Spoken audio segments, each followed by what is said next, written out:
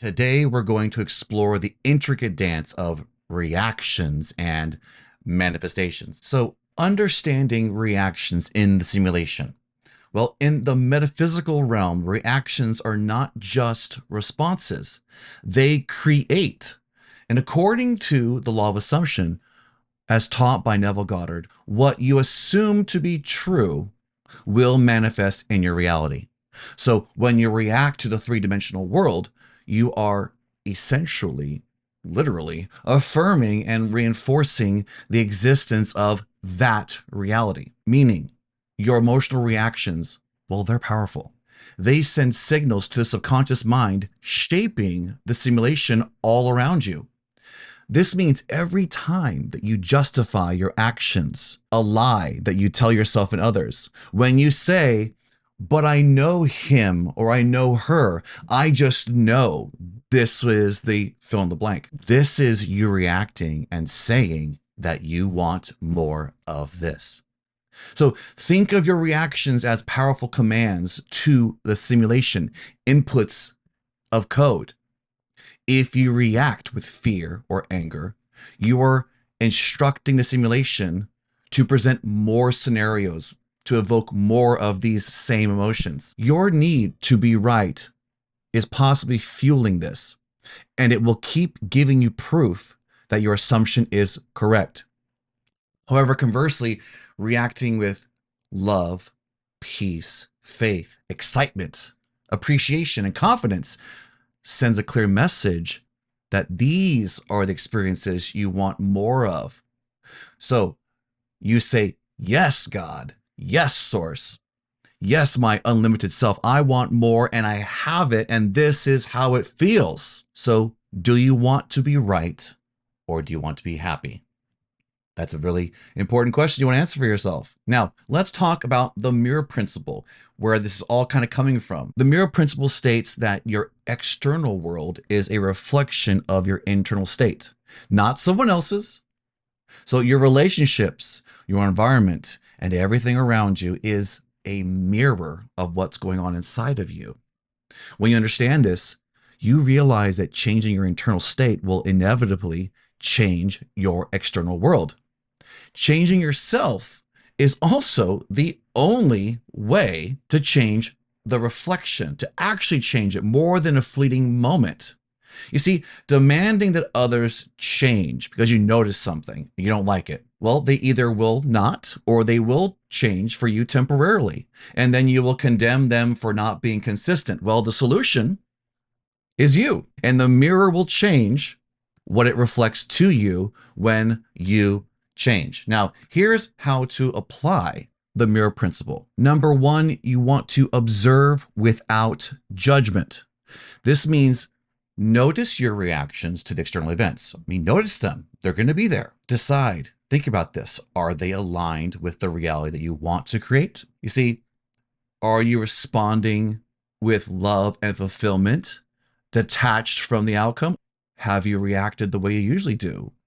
Possibly assuming the worst or blaming others, coming from a place of lack and insecurity. Next, you want to shift your focus. So instead of reacting to negativity, focus on the positive aspects and the desired outcome. Even if it's not what's in front of you, do it anyway. Remember, this is your creation and your simulation. So do you want to keep focusing on the darkness as if that will make the light come out of it somehow?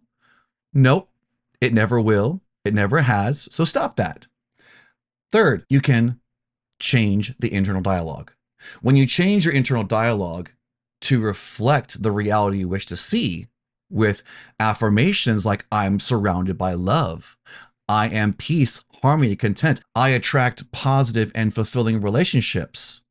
All this shifts your internal state, literally, when you just talk to yourself differently in this kind of empowering way. So yes, if you realize, when you realize that you've hit the shame button, the righteous anger button, or the I'm a victim button, notice it. It's okay. Then choose to hit a different button and start speaking to yourself in that very moment in an empowering, loving, fulfilled way. And watch what happens next. Neville Goddard taught that the feeling is the secret, meaning your emotions and assumptions create your reality. When you feel as though your wishes are already fulfilled, the simulation responds by manifesting those wishes. It has to be in harmony. It's a mirror experience.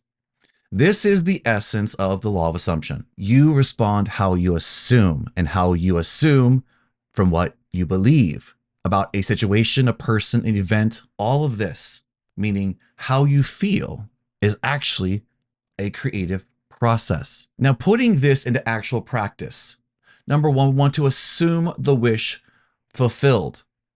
So before you react to any situation, pause. There's so much power in silence and pausing.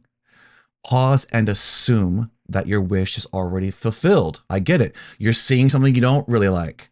Pause and assume your wish is fulfilled anyway, and then take action. Feel the emotions associated with that fulfillment. Look, unless you are in imminent physical danger, you always have time to do this. You just don't have the habit. So you want to overcome all the excuses that you have for not slowing down. Have compassion for yourself and keep at this. Now you want to, number two, react with intention. So now you want to respond to the simulation, again, from a place of fulfillment, confidence, wholeness. You have it already. Your reactions should mirror the reality that you wish to create, the one you're already trying to live in. See, I work mostly with relationships, so I say this often. If you are in a conflict in your relationship and your five senses and your lazy sense of intuition are telling you the worst of your partner, and it sounds like a familiar pattern with this partner or several other partners before this one, meaning this has happened before with them or everyone else before in all of the other relationships, they've all done the same thing, stop that. Just stop it. Change your assumption and keep it there so you can witness just how powerful of a manifester you already are. I'm suggesting that you react with intention, not intuition. Your intuition will keep you lonely, and you will never learn that it was you responsible all along. Now, let's talk about this next question. Consider this. How would your life change if every reaction you had was intentional and aligned with your highest vision of yourself and reality? How would you show up in your business? How would you show up in your parenting or co-parenting? Would you be able to show up calm, cool, collective, happy? Can you be the happy, secure, safe dad? Can you be the happy, safe, secure, loving mom in the face of adversity, regardless of what's going on?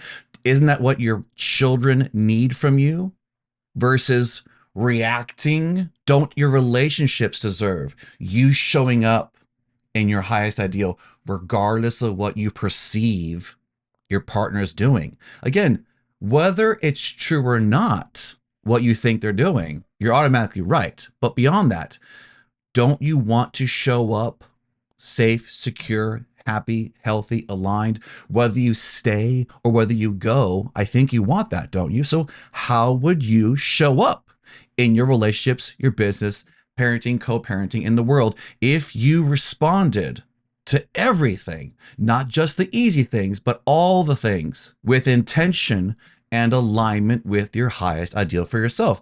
Answer that question for you so that you know what to do when you have the chance to react in your current reality. All right, now here's a homework suggestion for you. Daily reflection. I'm wanting you to spend a few minutes each evening reflecting on your reactions that you had throughout the day. Ask yourself honestly, were they aligned with your desired reality? Not are they justified? Not is it okay that you reacted that way because that person was rude or cut you off or did something you asked them not to do? I'm asking, is your reaction in alignment with the ideal desired reality, with your clients, with your relationship? I had a reaction the other day with a client that I love and respect. Do I think I was justified? Yes.